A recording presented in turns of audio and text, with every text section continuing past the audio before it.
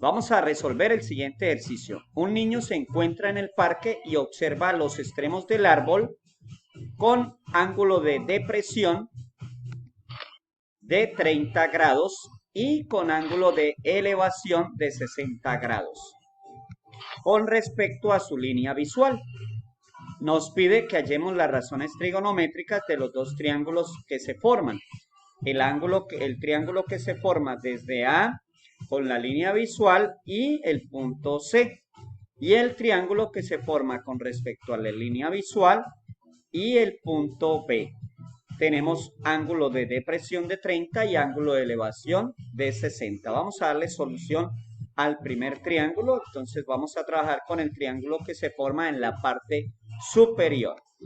Vamos a identificar primero los lados del triángulo. Entonces tenemos que acá va el ángulo recto y el opuesto de ese ángulo recto se llama hipotenusa. Vamos a mirar dónde está el cateto opuesto. Ah, está acá, al frente del ángulo de 60 grados. Y el cateto adyacente es el que está junto al ángulo que estamos señalando, que es el de 60 grados. Con esta información, entonces, vamos a recordar primero las razones trigonométricas. Tenemos S para seno, C para coseno y T para tangente.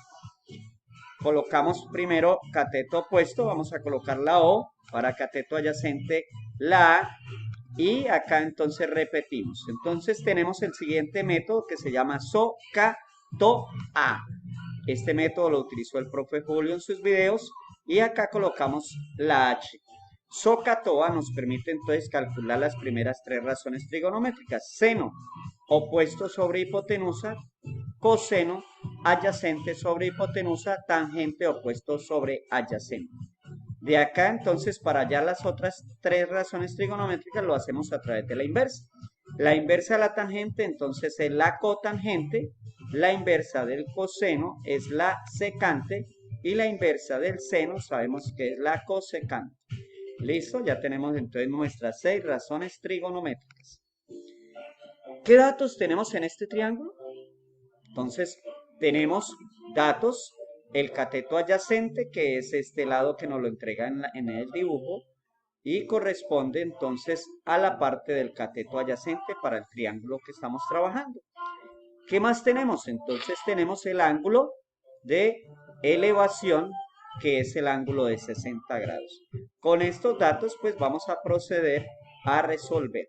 Vamos a través del coseno, aplicamos el coseno, miramos que nos sirve porque tiene el cateto adyacente y tiene hipotenusa, que es la que vamos a en este momento a determinar. Entonces decimos coseno de 60 grados es 8 metros sobre la hipotenusa. Despejamos la hipotenusa, la pasamos de acá que está en el denominador, la pasamos acá a este lado izquierdo y el coseno de 60 lo pasamos acá a dividir. Entonces nos queda que la hipotenusa es igual a 8 sobre coseno de 60 grados es 0,5 y 8 dividido en 0,5, eso nos da 16 metros. Teniendo este valor, vamos entonces ahora a calcular el cateto opuesto. Entonces, la razón trigonométrica que nos sirve es la tangente, porque tiene cateto opuesto, está adyacente y ya lo conocemos. Entonces, tangente de 60 grados nos queda cateto opuesto, que es el que vamos a hallar, sobre 8, que es cateto adyacente. Despejamos y tenemos que el cateto opuesto es igual al producto de la tangente por el cateto adyacente. Calculamos el valor y nos queda que la tangente es 1,732 multiplicado entonces por 8. Ojo, 1,732 es el valor de la tangente de 60 grados. Al multiplicar eso nos da que el cateto opuesto es igual a 13,8564 metros. Tenemos entonces hipotenusa, cateto opuesto y cateto adyacente. Ahora vamos entonces a calcular las 6 razones trigonométricas. Acá hemos colocado el valor del opuesto, la adyacente y la hipotenusa. La primera razón trigonométrica entonces es el seno, y el seno nos queda que es opuesto, 13,8564, sobre la hipotenusa, que es 16. Vamos al coseno. cateto adyacente, que es 8, sobre 16. Y la tangente de 60 grados es opuesto sobre adyacente. Opuesto es 13,8564 sobre la adyacente, que es 8. Tenemos nuestras tres razones trigonométricas. Ustedes deben calcular las inversas de ellas. Bueno, jóvenes, que les rinda. Chao.